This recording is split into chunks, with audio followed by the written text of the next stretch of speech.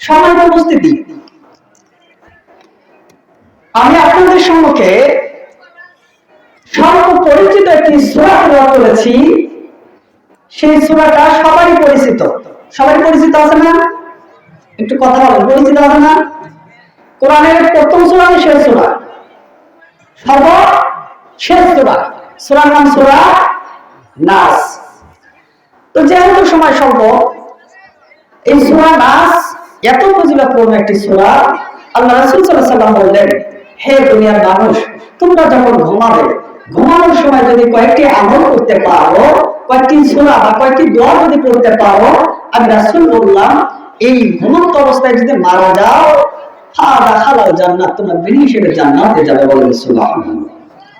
তার মধ্যে ঘুমানোর দোয়া বলে আয়াতুল কুরসি আছে, সূরা নাস আছে, সূরা ফালাক আছে, যত দোয়া পালন করবে। এই সূরা নাসের একটা শানে নজুল আছে, নাস আর ফালাকের একটা শানে নজুল আছে। শানে নজুলটা হলো, কেন নাজিল হলো? আল্লাহ রাসূল সাল্লাল্লাহু আলাইহি ওয়াসাল্লাম এত সুন্দর চেহারার একটা মানুষ ছিলেন, কিন্তু দিন দিন তার চেহারাটা মলিন হতেছিল। তো তিনি শুয়েছিলেন, ঝিমাচ্ছিলেন। লক্ষ্য করলেন যে মাথার কাছে একজন ফেরেশতা, পায়ের কাছে একজন ফেরেশতা, দুজন ফেরেশতা দুই জায়গায় বসেছে। বসে তারা কোষ জুড়ে গল্প করতেছে। কি করতেছে? গল্প করতেছে। এক ফেরেশতা আরেক ফেরেশতাকে বলতেছে, তুমি কি জানো আল্লাহ রাসূলের এত সুন্দর চেহারা দিন দিন মলিন হতেছিল? তোমরা কি জানো কেন এই চেহারা নষ্ট হতেছে?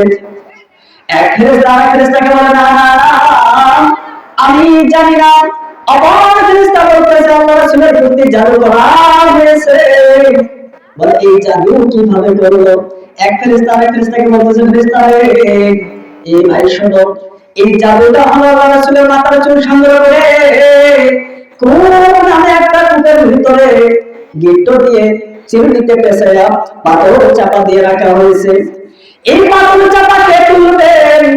এই আলাপ করতে হঠাৎ করে ফেরেশতা বলে ফেললেন, আল্লাহ রাসূলের জামাতা হযরত আলী ছাড়া কেউ তুলতে পারবে না।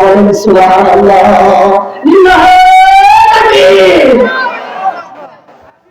আল্লাহ রাসূলের ঘুম ভেঙে গেল। রাসূল সাল্লাল্লাহু আলাইহি ওয়াসাল্লাম ঘুম ভেঙে যাওয়ার পরে সাহাবীদেরকে ডাকলেন, সাহাবীরা একটু মনোযোগ দিয়ে শোনো, আমার এত সুন্দর চেহারা কেন মলিন হতেছে? কেন মলিন হতেছে? চেহারা নষ্ট হচ্ছে কেন? সাহাবীরা শোনো, আর রাসূলের প্রতি জাদু করা হয়েছে। বলে, কিভাবে জাদু করা হলো? আমার মাথার চুল সংগ্রহ করে কূপ নামে একটা কূপের ভিতরে পাথর চাপা দিয়ে রাখা হয়েছে। আল্লাহ রাসূল বললেন, আলীকে ডাকো। আলীকে ডাকা হলো। রাসূল সাল্লাল্লাহু আলাইহি ওয়াসাল্লাম আলীকে কূপের ভিতরে নামায় দিলেন। নামায় দেওয়ার পর পাথর চাপা থেকে চিরুনিটা উঠাইলাম। চিরুনিটা উঠানোর পরে চুলের একটা নয়, দুইটা নয়, লক্ষ্য করে দেখলেন 11টা গিট্ট হয়ে গেছে। কয়টা গিট্ট? 11টা গিট্ট। সাহাবীরা চেষ্টা করে একটা গিট্ট খোলা সম্ভব হয় না। আল্লাহ রাসূল লক্ষ্য করলেন একটা গিট্ট খোলা সম্ভব নয়। এমন সময় জিব্রাইল আসলেন, ইয়া রাসূলুল্লাহ, ইয়া হাবিবাল্লাহ, এইভাবে যদি চেষ্টা করে একটা গিট্ট খুলতে পারবে না। আল্লাহ রাসূল বলেন, হে জিব্রাইল, তাহলে কিভাবে গিট্টটা খোলা সম্ভব? আল্লাহ রাসূলকে জিব্রাইল জানাই দিলেন, ইয়া রাসূলুল্লাহ, আপনার প্রতি দুটো সূরা নাযিল হয়েছে। একটা সূরার নাম সূরা নাস, আরেকটা সূরার নাম সূরা ফালাক। দুটো সূরার মধ্যে 6 পাশে 11টা আয়াত আছে। বলেন সুবহানাল্লাহ। আয়াত কয়টা? গিট্ট কয়টা? 11 মিল আছে না? আলহামদুলিল্লাহ বলেন। জিবরাইল বলেন, ইয়া রাসূলুল্লাহ, সাহাবীদেরকে জানা দেন 11টা আয়াত আছে। চুলের গিট্ট 11টা, একটা করে আয়াত পড়বে আর একটা করে গিট্ট পড়বে, সঙ্গে সঙ্গে গিট্ট খুলে যাবে।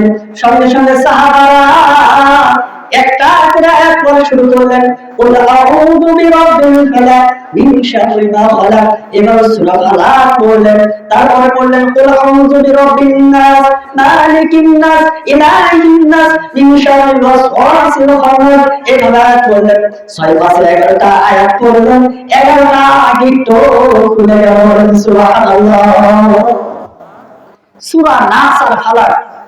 এজন্য আল্লাহ রাসূল বললেন, এ সাহাবীরা, তোমাদের মধ্যে কেউ যদি এই সূরা নাস সূরা ফালাক করে রাত্রিবেলা ঘুমায়, সূরা নাস আর সূরা ফালাক করে রাত্রিবেলা ঘুমায়, এর সঙ্গে আয়াতুল কুরসি পড়বে, আমি রাসূল বললাম সূরা নাস আর ফালাক পড়ার কারণে যত রাত্রিবেলা ওয়ানিহা আছে, জাদুটনা আছে, সব কিছু থেকে আল্লাহ তাকে হিফাজত করবে। বলেন সুবহানাল্লাহ।